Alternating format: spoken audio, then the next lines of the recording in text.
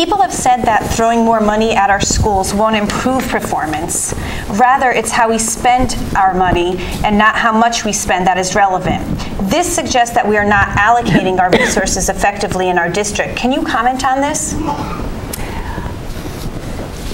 I think our resources, we're constantly looking at our resources. Things are always changing. Needs of children always change. I believe that we are allocating resources effectively, and our goal is to be as fiscally responsible to every taxpayer, whether a person has an individual, a student in school or not. We have to make sure that we are thinking very carefully how money is spent.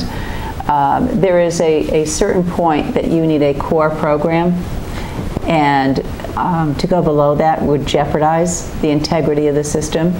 There are some, in terms of resources, I think it's important that there is a minimum number of resources that have to be available. But again, I think we are working smart to increase quality. A major initiative we have is looking at data about everything that we do. That if we think a certain educational program may be beneficial, we're measuring how are kids at the beginning and how are they after. It's not how hard we work, it's the results we get. And this is what I'm hearing from taxpayers. Show us that our students are achieving, and we will be confident also to make sure the resources are there. So I think accountability, results, and the resources go hand in hand. Thank you.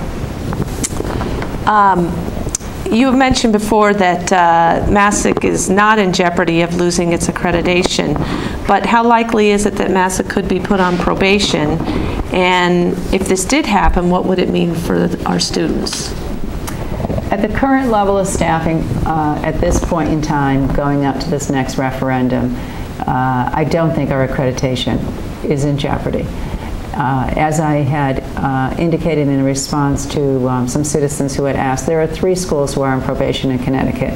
It is not a high threshold. So I think we have to say, is that a threshold that we want to use as a level of quality, or do we think that our students deserve to be competitive with other DIRGs? And that's a community value and a community decision. It is possible, I can't speak for the accreditation team, that we could be put on probation for allocation of resources, given the per pupil expenditure and where we are. My concern would be intensified if this referendum did not pass and the district were asked to look again for further cuts. To cut deeper at this point, I feel the cuts are going to the core of the program. So when people talk about resources, I don't think we could mitigate other reductions. We've already made significant impact. I don't sit here and say laying off 25.5 teachers is not significant, but we've tried strategically to preserve the integrity of the program. I am at a loss of how to take more people out of this system to save more money without genuinely jeopardizing the quality of our program. Have the most recent Massac graduates or current Massac seniors faced difficulties getting into colleges of their choice due to curriculum deficiencies here at Massac? Our students actually had a very wonderful year in terms of college acceptances this year. I think we have quite a few students who were accepted to Ivy League schools. I know we had Harvard, Princeton, many of the big names on the table. That has been part of the results of the initiative by the administration at this high school to increase AP offerings, to look at the rigor of classes, to look at the diversity of offerings.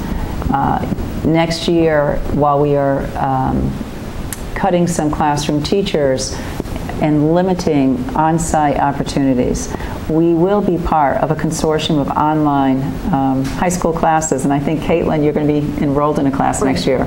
What class are you enrolled in? I'm going to enroll in personal finance on the virtual high school. I'm one of 10 students of Massac who is going to be trying out the programs next year to see how they're going to work. And if they work, Massac might expand and, see if more students are interested and would like to take the courses. So that's a way, it's a cost-effective way of offering other courses. We will continue to make sure our students are competitive. Right now, again, where we are in this budget, if this budget does go forward and is accepted by the town, I believe we can still make some strides for next year. If further reductions are made, I will need to look to all schools for those reductions. Thank you. And you've touched on this briefly about further, if further reductions are necessary, that you are going to have to start cutting at the core of some programs. But what would a 0% budget look like in our school systems? I have tried to struggle with the concept of 0% because members of our community have asked for that. And I know there are some districts out there that are at 0%. 0% for us is over another $1 million in cuts. And when you look at where we are and the areas of our programs we're touching with the current cuts, I am hard-pressed to come up with a mitigation strategy that we'd be able to take more than $1 million out of this system and have a program similar to what we have this year.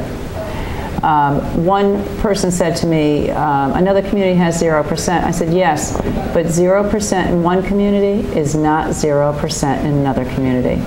In that other community, I talked to the superintendent, and every elementary school had several school psychologists, social worker, had curriculum people at the building level. And he said to me, I can just remove those people, get it to 0, and I never touch classrooms, class size, offerings. We don't have that luxury. And I think that's so hard for someone on the outside of the system. You say 0 must be 0 must be 0. But I think because we have been so efficient over time and lean, that now that we're in tough times, it hurts our system more. So I caution people, when you think about 0%, you really have to say, what will it do to the system? What if the budget doesn't pass? What is the next likely round of cuts to be?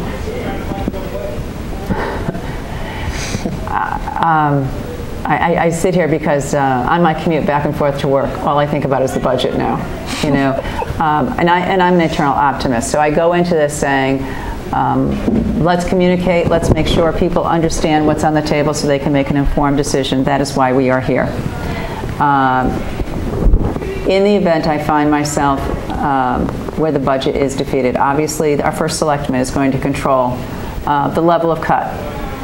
So if it is a very small cut, where we can look at other supplies, look at small ways, we'll figure that out. If we have a significant cut, I started thinking, what would I do if I were asked to figure out another $400,000 cut? The number of teachers is not manageable for $400,000. I think one thing that certainly we'd have to look at is, which we've tried not to take any more from, is we'd have to really look at our entire sports program. Right now, our parents pay the highest pay for play of any district in the state. And earlier this year, in the first proposal, I talked about taking out ice hockey because of that cost. Well, those parents have already stepped up to the plate. And students playing ice hockey next year are going to pay $1,500 each for ice time. So my concern in saying parents pay a higher pay for play is we're going to create a system of have and have-nots.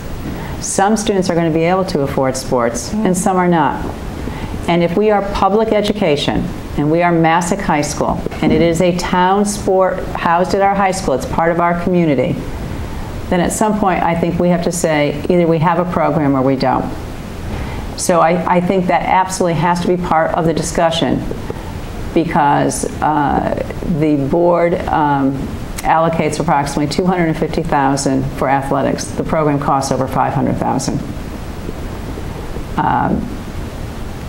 If I look at going through every line item, we have gone to every line item. We have looked at every line item. And that's assuming that the board accepts the busing proposal. I welcome feedback. where we'd find savings without truly decimating classrooms and class size.